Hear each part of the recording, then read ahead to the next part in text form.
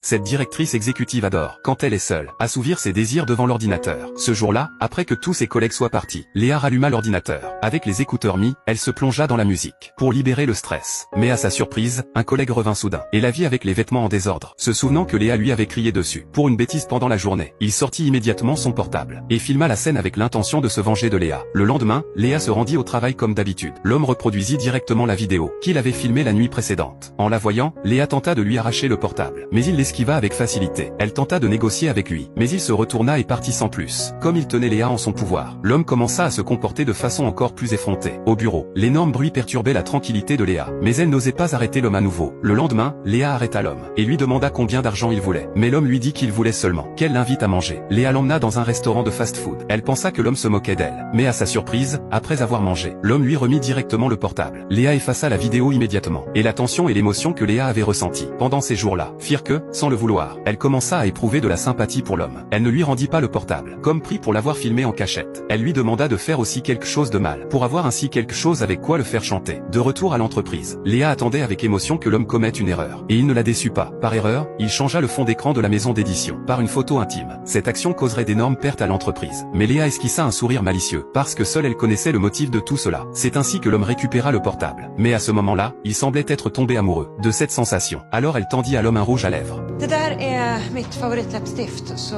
du får säga vad jag ska göra för att få tillbaka det, för jag vill väldigt gärna ha tillbaka det där.